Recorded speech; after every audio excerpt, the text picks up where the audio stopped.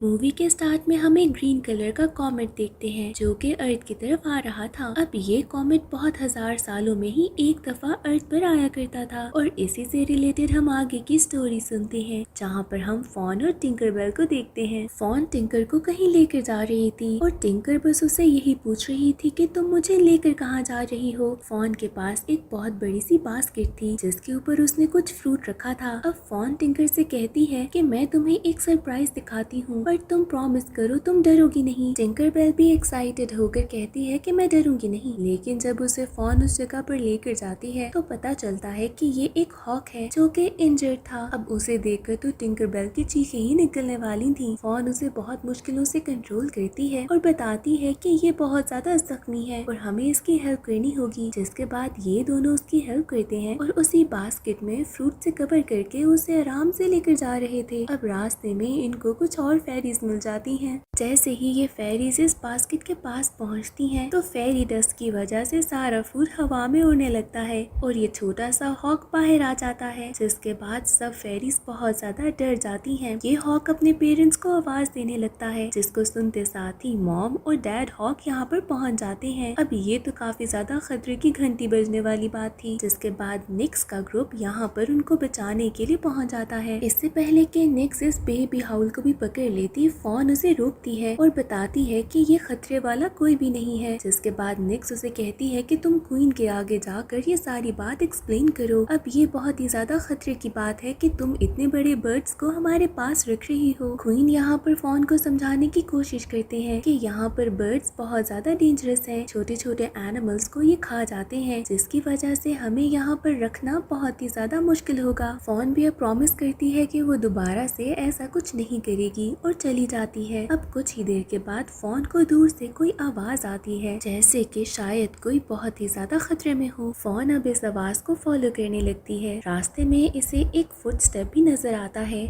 जो कि किसी बहुत ही बड़े एनिमल का लग रहा था, बट ये बात भी फॉन को डराती नहीं और वो फिर भी आवाज को फॉलो करते करते एक केव में पहुंच जाती है, जहाँ पर उसके सामने एक बहुत ही न्यू सा क्रिएचर था। उसके पाँव में कुछ कांटा चुभा था, जिसकी वजह से उसे काफी ज्यादा पेन हो रही थी। फॉन की तो अब इंटेंशन एक ही थी कि इसके पाँव में से इस कांटे को निकाला जाए। जैसे ही फॉन उसके पास जाती है, ये मॉन्स्टर बहुत ही जोर से आवाजें निकालता है और फॉन डर कर वहाँ से फौरन भाग जाती है। इस मॉन्स्टर की आवाज इतनी तेज थी कि बहुत दूर तक सारी फेरीज ने सुन लिया था, जिसके बाद निक्स को आइडिया हो गया था कि अगर कोई है जिसको इस आवाज का पता होगा तो वो फॉन ही है। अब निक्स फौरन फॉन के पास जाती है और उससे इस आवाज के बारे में पूछती है, पर फॉन कह देती है कि मुझे तो कुछ नहीं पता। अब नेक्स्ट डे दोबारा से फॉन उसी क्रिएचर को फॉलो करती है, क्योंकि वो फिर भी चाहती थी कि किसी तरीके से उसकी पेन को कम कर दे। फॉन को एक बहुत ही अच्छा आइडिया आता है, जिसके बाद वो एक पत्थर को बांध देती है रस्सी से और ऊंचा लटका देती है। ये मॉन्स्टर अब उसको पकड़ने के लिए जब ऊपर जाता है तो बहुत आराम से फॉन उसके पाँव से वो कांटा निकाल देती है, जिसके बाद फिर से वही आवाज आती है और दोबारा से निक्स फॉन से ही उसके बारे में पूछती है और फॉन कहती है कि कहीं शायद दूर कोई जानवर हो, मुझे तो कुछ नहीं पता। अब नेक्स्ट डे फॉन इस मॉन्स्टर से दोस्ती करना चाहती थी और उसके बारे में ज्यादा डिटेल्स जानना चाहती थी, जिसकी वजह से वो बहुत कोशिश कर रही थी कि किसी तरीके से ये मॉन्स्टर उससे इम्प्रेस हो जाए, जिसकी वजह से वो बहुत उसकी मदद भी कर रही थी। कभी उसकी ड्राइंग बना रही थी तो कभी उसके लिए चीजें ला रही थी। इन सब चीजों से भी वो मॉन्स्टर इम्प्रेस नहीं होता,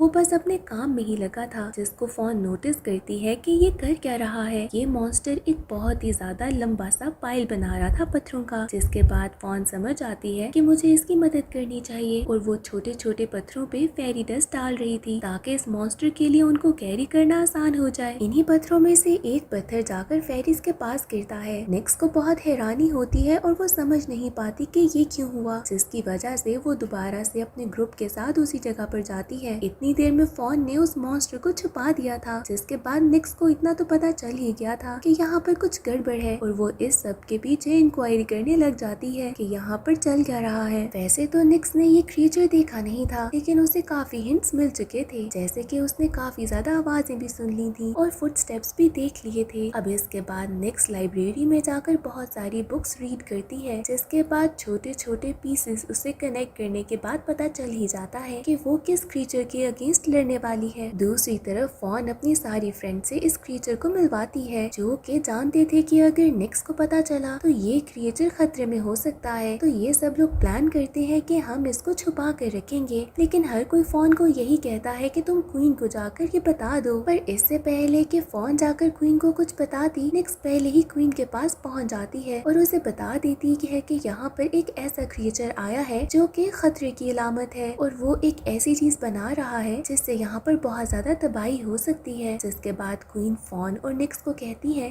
कि अब तुम लोग मिलकर काम करो, क्योंकि हम सब फेरीज खतरे में पड़ सकती हैं। अब फॉन को भी पता चल गया था कि ये मॉन्स्टर क्या है। बेसिकली जो पत्थर वो इकट्ठे कर रहा था वो एक रिचुअल के लिए थे, जिसके बाद वो खुद एक बहुत बड़े से मॉन्स्टर में चेंज हो जाएगा, जो कि नेवरलैंड के मौसमों को चेंज कर सकेगा और हर चीज को हैंडल करेगा। अब फॉन भी समझ गई थी कि सब लोग सही कह रहे हैं और ये हमारे लिए खतरा बन सकता है। जिसके बाद वो अपनी सारी फ्रेंड्स को भी ये बात बता देती है कि अब उनका पेट जैसा एनिमल एक बहुत बड़ा मॉन्स्टर बन जाएगा। फॉन की सारी फ्रेंड्स अब डरने लगी थी और फिर भी फॉन को यही लगता है कि उसका फ्रेंड कभी भी ऐसा कुछ नहीं करेगा जिससे उसे तकलीफ हो। उसे अपने पेट के ऊपर पूरा यकीन था। फॉन टिंकरबेल को भी ये बात समझाती है और टिंकर भी समझ जाती है। निक्स दूसरी तरफ अपने पूरे ग्रुप के साथ इस मॉन्स्टर की हंटिंग के लिए निकल पड़ी थी। जिसके बाद टिंकरबेल जाती है उस मॉन्स्टर को बताने के लिए कि निक्स उसके पास आने लगी है। जब टिंकरबेल उसके पास पहुंचती है तो वहाँ पर वो अब भी पत्थर ही इकट्ठे कर रहा था। अचानक से कुछ टूटने की आवाज आती है। टिंकरबेल को कुछ समझ नहीं आता और ये मॉन्स्टर अपनी टेल के साथ उसे बहुत जोर से दूर फेंक देता है, इतना दूर कि टिंकरबेल बेहोश हो जाती है। इतनी ही देर में यहाँ पर फॉन पहुँच जाती है और देखती है कि कैसे उसके पेट ने टिंकरबेल को गिरा मारा है। वो बहुत ज्यादा परेशान होती है और उस टाइम पर टिंकरबेल को उठाकर ले जाती है। अभी भी टिंकरबेल बेहोश ही थी। फॉन बहुत ज्यादा उदास होती है कि उसके पेट ने ऐसा क्यों किया। जब वो वापस जाती है तो वहाँ पर निक्स भी पहुँच चुकी थी। जिसके बाद ये सब लोग मिलकर इस मॉन्स्टर को पकड़ लेते हैं। फॉन इस सब में निक्स की हेल्प तो करती है, लेकिन वो बहुत ज्यादा हर्ट फील कर रही थी, क्योंकि उसे पूरा यकीन था कि उसका फ्रेंड ऐसा नहीं करेगा। अब ये सब लोग इस मॉन्स्टर को बहुत अच्छे से पकड़ लेते हैं। दूसरी तरफ टिंकरबेल को होश आता है और वो फॉन को बताती है कि तुम्हारे पेट मॉन्स्टर ने मुझे नहीं मारा, बल्कि मेरे ऊपर तो एक ट्री गिरने लगा था और इसने मुझे बचाने के लिए दूर फेंका, वरना मैं तो ट्री के नीचे आकर मर जाती। दूसरी तरफ अचानक से बहुत ज्यादा लाइटनिंग होने लगती है और बहुत ज्यादा वेदर चेंज हो जाता है। निक्स और बाकी सारी फेरीज को लगता है कि शायद ये मॉन्स्टर ही ये सब कर रहा है। टिंकरबेल, फॉन और बाकी सारी दोस्त वहाँ पर पहुँच जाते हैं और इस मॉन्स्टर को खोलने लगते हैं, क्योंकि उन्हें पता था कि इसका चेंज होने का टाइम आ रहा है। और ऐसा ही होता है। ये लोग जैसे ही इसको फ्री करते हैं बहुत सारी लाइटनिंग होने लगती है और इस मॉन्स्टर के पर निकल आते हैं